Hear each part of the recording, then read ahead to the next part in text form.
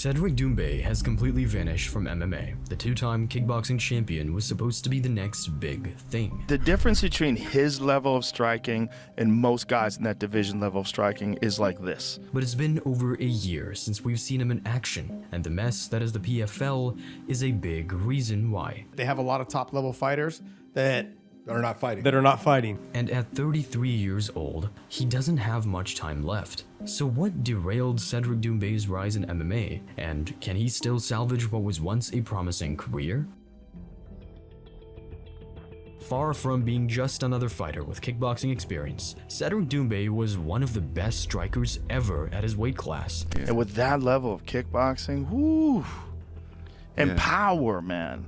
You know, like not just like technique, but power and endurance. Like it's a rare combination he has of very, very good endurance and extreme power. Yeah, he hit like a deaf guy. Yeah, he's a fucking killer. Doumbé completely dominated Glory Kickboxing, becoming a two-time welterweight champion. With 83 professional fights with over 40 stoppages, he was more than just technical. He was a force to be reckoned with. He was knocking everybody out. Not just knocking everybody out, but the way he did it, like he melted guys.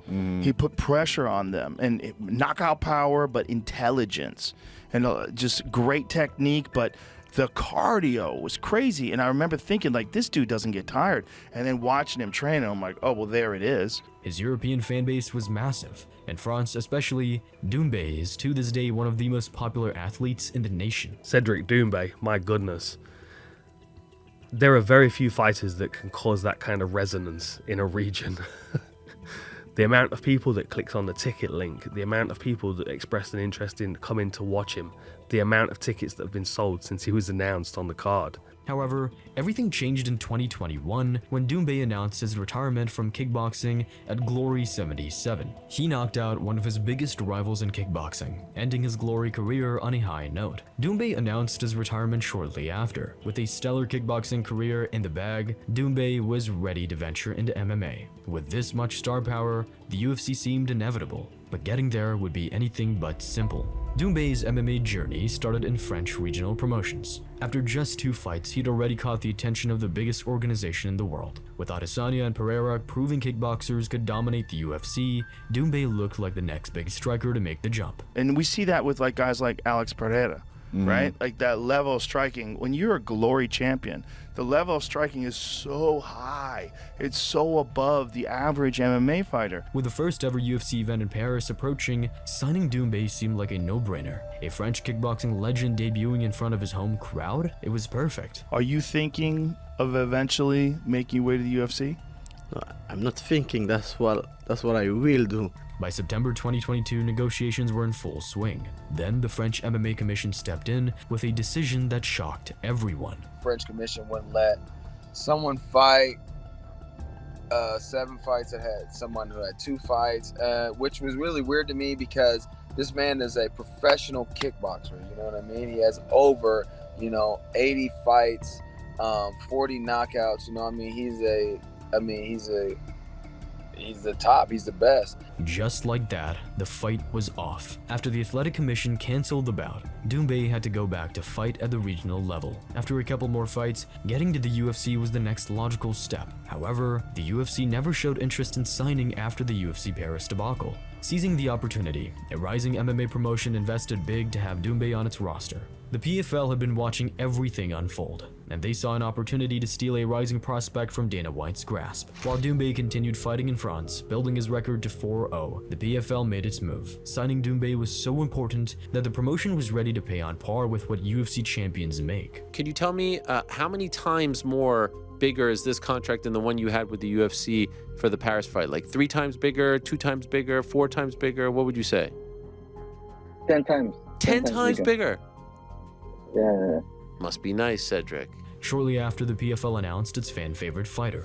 Right after signing Francis Ngannou, the promotion had just stolen another massive name from Dana White. I just want to warn all the welterweight in PFL.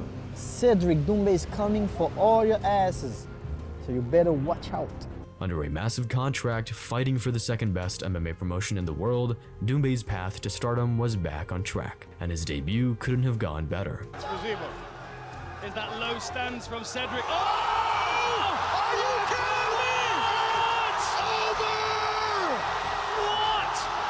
Knockout for Doumbe! At first the PFL event in Paris, thousands of French fans packed the arena. They only got to watch Doumbé fight for 9 seconds. The hype was real. PFL had one of the most dangerous prospects in the world on its roster. Doumbé was riding high as the next big thing. It was as perfect a performance as you're going to get, right? The only thing that it left me wanting more. 9 seconds is impressive, but give me milk it a little bit, Cedric. I mean, come on, give me some back and forth first, you know? Take me out to dinner. But it was absolutely just phenomenal. I knew Cédric Doumbé was a star, right? I knew that. Intellectually, I knew it. With such a dominant performance and an entire nation behind him, MMA fans had concluded that the UFC and Dana White had made a terrible decision. So much so that everyone was wondering if the UFC should have been more lenient in their negotiations with Doumbé. The general sentiment after your win on Saturday was, man, the UFC screwed up. They really fumbled this one. How could they have let a big star like Cedric go? Did you feel that way as well? Did you feel like you wanted to show not only the world, but the UFC in particular, that they made a mistake letting you go? No, I didn't even think about them, you know. They did what they did. They fucked up. They fucked up. It is what it is. But his very next fight would change everything. In PFL Europe, Doumbé was expected to run through another opponent. Instead, it became one of the most controversial moments in recent MMA history. How crazy was that fight where they called the fight because he stepped on a piece of glass inside the cage? I don't know, man. I don't even know what that referee was doing. All they had to do was pull it out of his toe. In the third round of the fight, Doumbé suddenly stopped fighting. He complained to referee Marc Goddard about something on his foot, but Goddard didn't investigate. He ended the fight immediately. I was like, I was shocked. I was like, what the hell? What the hell is happening? And then the referee say, you cannot stop the fight. I say, yes, I know, but I didn't stop the fight. Just like that, Goddard awarded a TKO victory to his opponent. Doumbé's perfect MMA record was gone. The MMA community exploded with reactions. I just think this Doumbé fight could have been handled a bit more calmly. Could it not? There could have been a bit of a, what's going on? Let's have a timeout. Can we understand what's going on here? Clearly something's going on in the fight.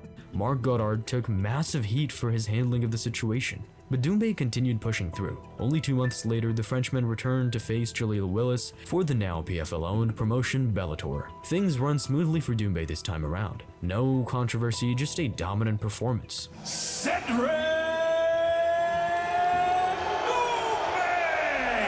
After the win, he even called out former UFC lightweight champion Anthony Pettis. It would have been the biggest fight of his MMA career. You mentioned the Anthony Pettis fight a couple times. Is that a done deal? Yeah. It's 99% done deal.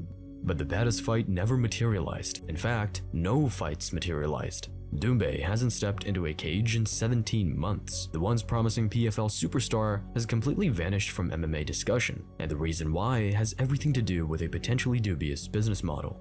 They're drowning. They suck. I mean, they're not good at what they do. While Doumbé sits on the sidelines, everyone is now wondering whether the PFL even has the means to feature a fighter of that caliber. During its upbringing, the PFL looked like the fastest rising promotion to be able to rival the UFC since the Pride days. After having a successful run as a B-side promotion, PFL acquired Bellator for almost $100 million. The move clearly positioned the promotion as the #2 in MMA organizations, and with rumors of Saudi backing rolling around, it looked like money wouldn't be a problem for the promotion. But the PFL could be facing financial problems as we speak. What was the point of merging then if they didn't have money, or what's the point not having the best fighters fight? I think they want to have to be the #2. After UFC, they want to be #2, so they're now #2, I guess, but I don't hear them making any money.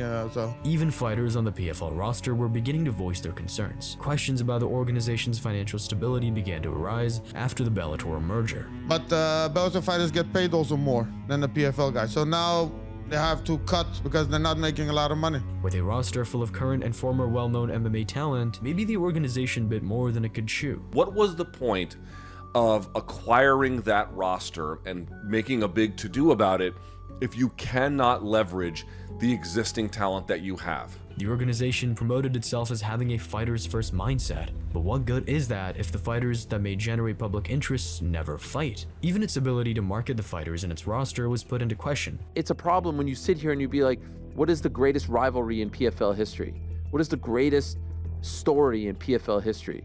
Who's the biggest star in PFL history? Who's the biggest personality that they built from the ground up in PFL history? They've been around a long time now, long enough. I think it's 7 or so years since taking over WSOF. The fact that those don't come off the top of the dome are a problem. Fighters like Ngannou, Doumbe, and Chris Cyborg are some of the top, most popular athletes in the sport, and yet these fighters haven't stepped foot in PFL's cage in over a year. They brought in these names, which I hate that they do. It's the same Bellator model of bring in releases from the UFC, give them more money than they're worth to come and fight on a card that almost nobody's going to watch. Even their fighters started speaking up.